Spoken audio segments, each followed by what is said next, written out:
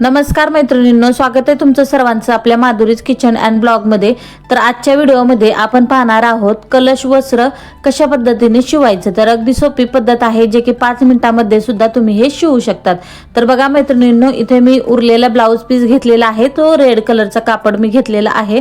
लाल, पिवळं किंवा हिरवं आपण पूजेच्या वेळेस अशाच पद्धतीचा कपडा वापरत असतो, जेणेकरून लाल, पिवळा किंवा हिरवा कलर असावा अशा रुमाल किंवा आपण नवीन पीस असं तिथे वापरत असतो। तर यावेळेस काय करायचं मैत्रिणींनो, आपण आज इथे कलश वस्त्र शिवतोय, त्यामुळे इथे मी लाल कलरचं घेतलेलं आहे। तर एक कापड घेतलं, त्याच्या 2 पट्ट्या काढून घेतल्या अगदी 4.25 इंचाच्या। आता हे उरलेल्या कापडापासून आपण छान असं इथे वस्त्र तयार करणार आहोत। मैत्रिणींनो पाहू शकता तुम्ही, या महिन्यामध्ये काय होतं, श्रावण महिन्यामध्ये आपण भरपूर साऱ्या पूजा करत असतो आणि मग घरात असं छान असं डेकोरेशन किंवा आपण पूजा व्यवस्थित मांडली तर आपल्याला सुद्धा दिवसभर फ्रेश आणि पॉझिटिव्ह वाटतं। त्यामुळे आपण काय करत असतो, पूजा मांडली की फुलं वगैरे ठेवत असतो, छान असं धूप दिव्यांचे आरास करत असतो, मस्त असं आपण सगळं डेकोरेशन करत असतो। अशा वेळेस आपण ना ते कलशला सुद्धा छान सजवलं ना तर खूप सुंदर वाटतं। आणि काय होतं, आपल्याकडे प्रत्येक टायमाला फुलं नसतात, पण जर आपण कलश असा सजवलेला असेल ना तर ते दिसायला सुद्धा खूप छान दिसतं मैत्रिणींनो।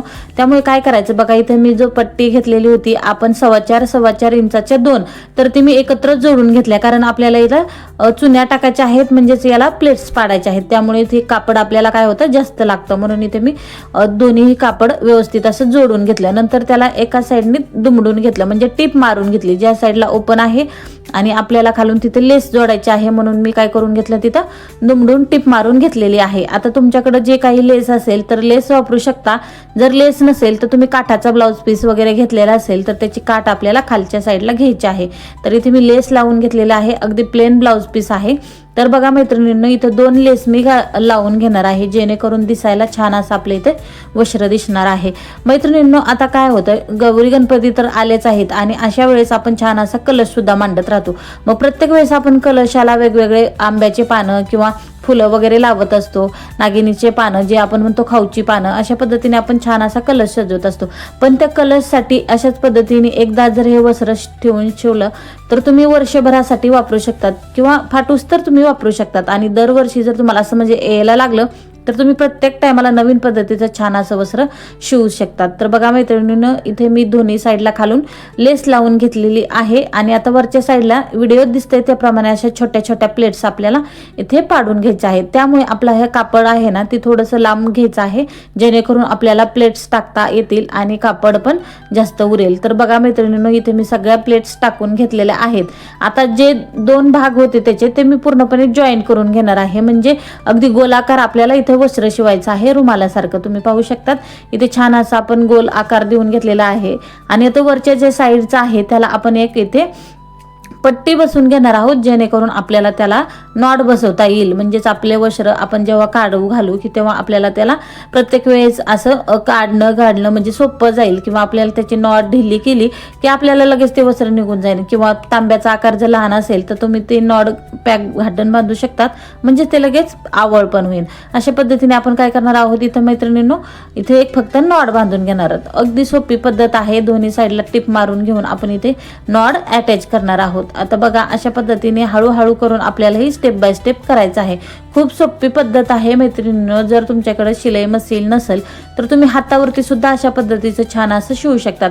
फक्त हातावरती शिवताना तुम्हाला काय करायचं, तर कापड आपल्याला छान असं काठपदराचं घ्यायचं आहे, जेणेकरून खालून जे आपल्याला दिसणार आहे ते व्यवस्थित दिसेल आणि म्हणजे त्याचं डेकोरेशन करण्याची गरज नाही। किंवा आता इथे बघा मी लेस लावलेली आहे, जर तुमच्याकडे ओरिजिनल कापड काठपदरचं असेल तर त्याला लेस वगैरे लावायची काहीच गरज नसते, कारण त्याचा काठ खूप छान असतात, त्यामुळे इथे आपल्याला हातावर सुद्धा शिवता येतं। आता हा प्लेन ब्लाउज पीसाचं घेतलेला आहे, त्यामुळे इथे मी खालून लेस लावून घेतलेला आहे। आता वरती सगळीकडे मी गोट मारून घेतलेला आहे मैत्रिणींनो। बघा वरच्या साईडला म्हणजेच गळ्याच्या साईडला सुद्धा आपण काय करणार आहोत, इथे छोटीशी लेस बसवून घेणार आहोत, जे की आपण खाली लेस बसवली त्याच पद्धतीची लेस आपण वरच्या साईडला सुद्धा बसवून घेणार आहोत।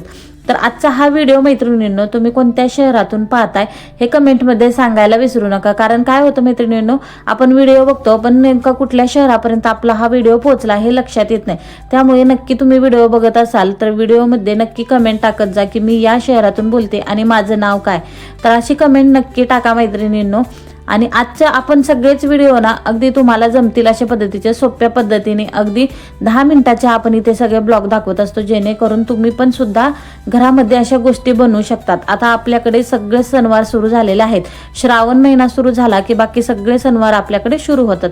त्यामुळे अशा वेगवेगळ्या प्रकारचे इथं तुम्हाला दाखवत असते वस्तू की कशा पद्धतीने बनवायचं. इथे आपण त्या दिवशी शुभ लाभचा सुद्धा व्हिडिओ टाकलेला आहे, तर मैत्रिणींनो ते सुद्धा तुम्ही बनवू शकतात. वेगवेगळ्या प्रकारचे व्हिडिओ आपण इथे टाकलेला आहेत. कापसाचे वस्त्र टाकलेले आहेत, कापसाचे वस्त्र, मोदक माळ टाकलेली आहे. गणपतीसाठी किंवा गौरीसाठी भरपूर सगळ्या वस्तू आपण इथे व्हिडिओ आपण अपलोड केलेला आहे, तर तिथे जाऊन तुम्ही नक्की पाहू शकतात. तर बघा इथे साईडला मी गोल आकार असं इथे आपण लेस जोडून घेतलेली आहे. आता बघा मैत्रिणींनो अगदी 10 मिनिटांमध्ये सुद्धा आपले छान असं इथं वस्त्र तयार झालेलं आहे. आता बघा किती सुंदर वाटतंय ना, छान असं फ्रॉकचा जसं काय आपण स्कर्ट शिवले अशा पद्धतीचं छान असं इथे आपलं वस्त्र तयार झालेलं आहे. तर बघा आता इथे जे आपण सोडलेलं होतं साईडला त्याला काय करायचं, एक नॉट घ्यायची, त्याला पिन लावायची आणि ते पूर्णपणे आपल्याला ओवून घ्यायचं आहे. म्हणजेच आपल्याला त्याला गाठण मारून घ्यायची आहे. नंतर म्हणजे तांब्या जर आपला लहान असेल किंवा मोठा असेल तर आपल्याला ते ॲडजस्ट करता येईल, त्यासाठी आपल्याला वरती नॉट लावून घ्यायची आहे. आता बऱ्याच वेळेस आपण इलास्टिक सुद्धा लावू शकतो, पण त्याचा प्रॉब्लेम असा होतो जर मोठी असेल तर ते जास्त इलास्टिक खेचल्या जात नाही किंवा मग ते कम्फर्टेबल बसत नाही. जर त्याचा गळा छोटा असेल तांब्याचा तर मग ते काय होतं, लूज पडतं. त्यामुळे ना हे नॉड लावणं गरजेचं आहे, म्हणजे नॉडच आपल्याला इथे वापरायचे आहे.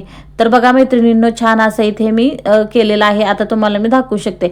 आता इथं मी ना स्टीलचा तांब्या वापरलेला आहे मैत्रिणींनो, कारण जो माझ्याकडे तांब्याचा तांब्या आहे त्यावरती मी नारळ ठेवलेला आहे, म्हणजे कलश आपण इथे ठेवलेला आहे देवघरामध्ये.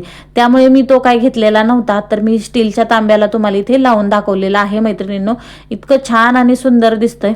अगदी 5 मिनिटांमध्ये किंवा 10 मिनिटांमध्ये सुद्धा तुम्ही छान असं इथं वस्त्र तयार करू शकतात. बघा आता हे लेस लावल्यामुळे थोडंसं कडक झालेलं आहे, त्यामुळे वरती असं तरंगत होता.